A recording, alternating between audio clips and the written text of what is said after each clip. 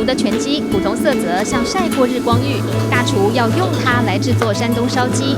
名字虽有个烧，其实是道开胃凉菜。烧鸡是吃凉的，不是吃热的，鸡下去炸，炸好用那个汤汁我们来调汁，比较清淡，不会那么咸。山东正是老板王基勇的家乡，这道北方名菜自然拿手。它里面有很多的那个小黄瓜，它的卤汁就刚刚好，所以吃起来的话，因为它也是冷食的吃，所以夏天吃的话，就是整个吃起来让我不会很油腻。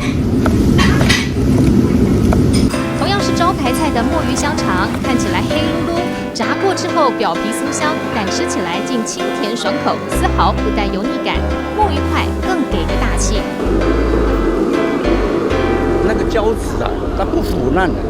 那最重要的是那个皮啊，皮有嚼劲啊，这充满胶质啊，所以配白饭最好，而且不油腻。家常卤猪脚选用当天现宰温体猪，猪前脚肥瘦相间，卤汁非常单纯，只用了酱油跟蚝油，却能卤出令人回味再三的难忘滋味。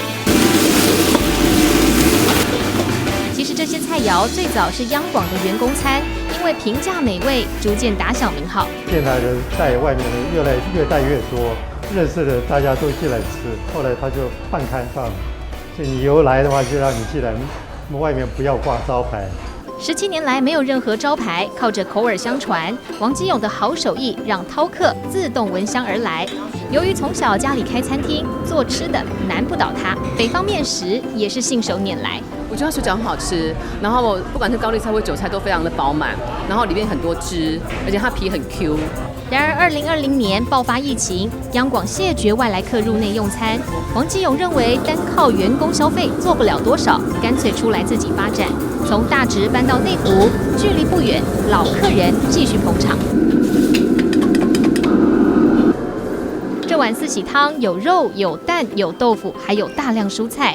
新的餐厅延续平价风格及高 CP 值，整个组合起来的那就是一道菜的价值，所以这样的70块的价值又大碗，2个人吃根本吃不完，你说划不划算？如今儿子也拿起锅勺做爸爸最佳左右手，过去隐身央广17年，总有种小媳妇感，如今终于熬成婆，能正大光明挂上招牌。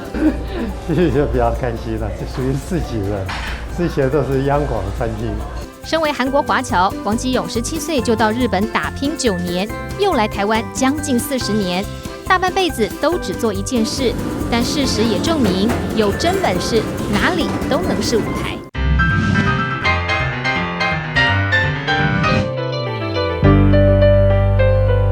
松柏长青是常见的北方凉拌菜，但在必比登推荐的餐厅中，它被进阶升级了。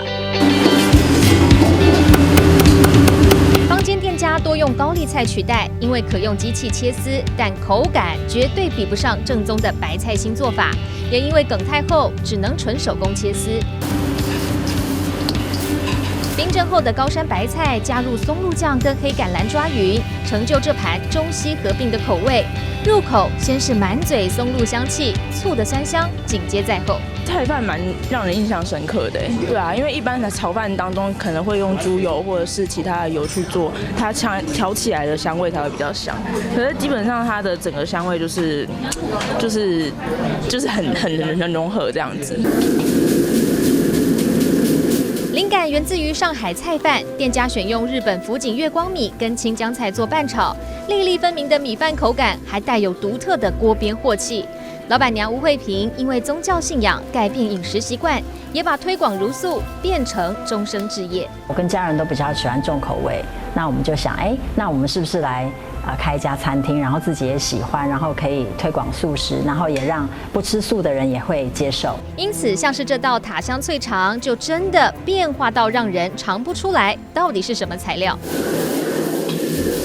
杏鲍菇手撕塑形，变成一卷一卷的，高温油炸让表皮酥脆，再跟沙茶酱9层塔快炒到收汁。很多客人形容吃起来很像螺肉。这边很天然的，因为我平常自己是一个无肉不欢的人，但是在这边我真的觉得没有在吃素的感觉，就都是很天然的食材的味道。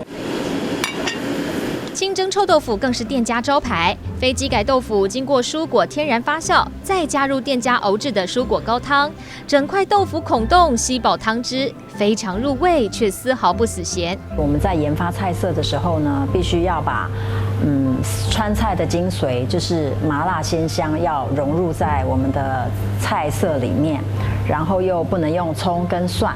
所以我们要用烹调的方式，还有食材的严选，还有酱料的比例。透过研发特制的酱料，让吃素菜不再无聊。2018年，店家首度获得米其林必比登推荐，此后更是连续3年蝉联必比登，成为唯一上榜的素食餐厅。川味素菜在15年前推出时，市场上绝无仅有，店家克服研发的困难，成功证明没有肉的料理一样能做得出色。